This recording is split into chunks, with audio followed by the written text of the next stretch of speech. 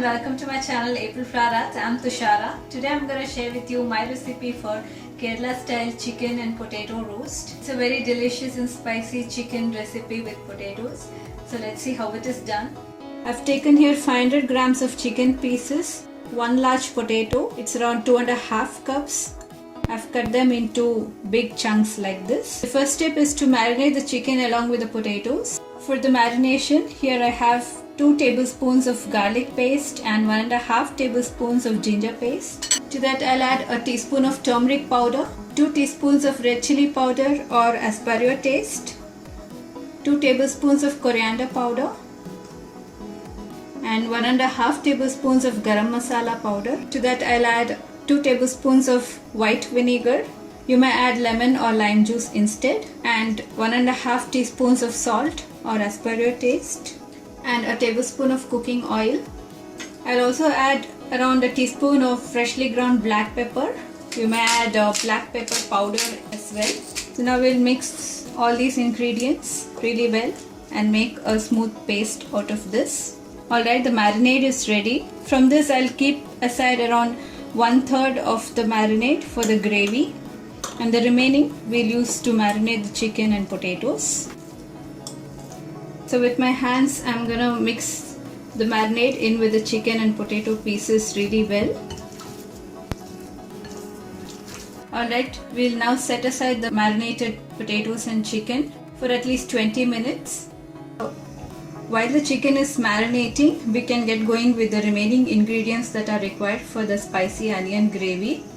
For that I have taken here few whole spices such as cinnamon, bay leaf, star anise and 5 to 6 cloves, 2 tablespoons each of sliced ginger and garlic, 3 green chilies which I have sliced lengthwise. You can take these as per your taste, and few curry leaves, around 3 cups of sliced onions. You can take less or more of these depending on the amount of gravy you want. Around half a cup of chopped tomatoes.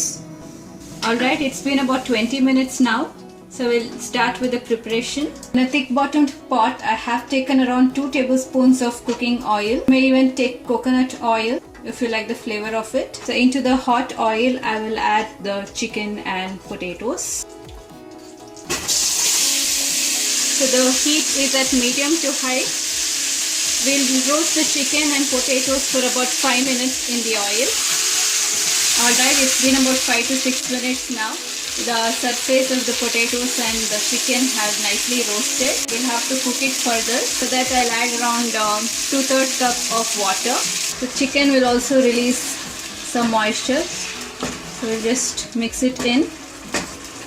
And we'll cover it and let the chicken and potatoes cook for about 15 minutes under medium heat.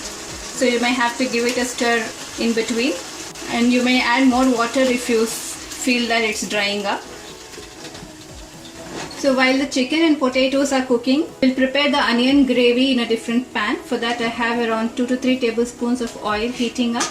Into that first I'll add the whole spices, the cinnamon, cloves, star anise and bay leaf, and roast them for a few seconds, and then we'll add the ginger and garlic.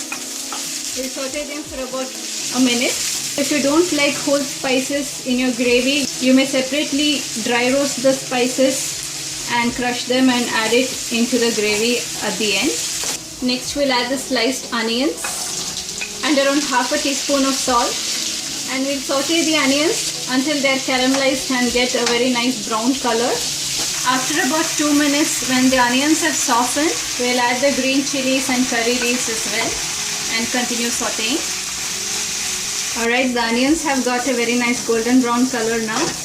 So at this point, we'll add the remaining marinade that we had saved earlier. We'll reduce the heat to minimum and quickly saute the marinade along with the onions. The raw smell of the marinade has gone. I added around 1/4 cup of water to prevent the burning of the spices. So now we'll add the tomatoes, stir it in, and we'll cook the tomatoes until they are completely soft and integrated into the gravy. Alright, the gravy is ready. The chicken is cooking for about 15 minutes. It may take less or more time depending on the chicken. Make sure that the chicken and potatoes are completely cooked.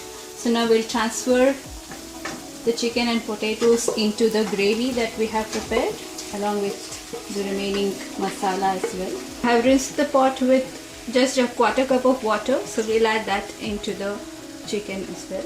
And we'll now mix the gravy and the roasted chicken and potatoes really well. Be gentle as to not to break the chicken pieces.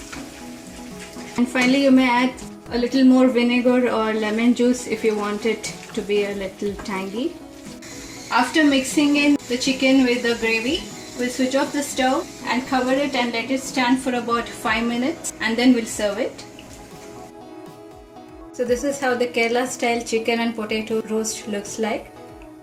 So that was my recipe for chicken and potato roast. You can serve it with any of the flatbreads such as chapati, roti or naan. So please do give it a try and tell me your feedback. So please give it a thumbs up if you like the recipe. You can follow me on social media. The links will be in the description box below. And please subscribe to watch my new recipes every week. Until next time, is bye from me. Thanks for watching.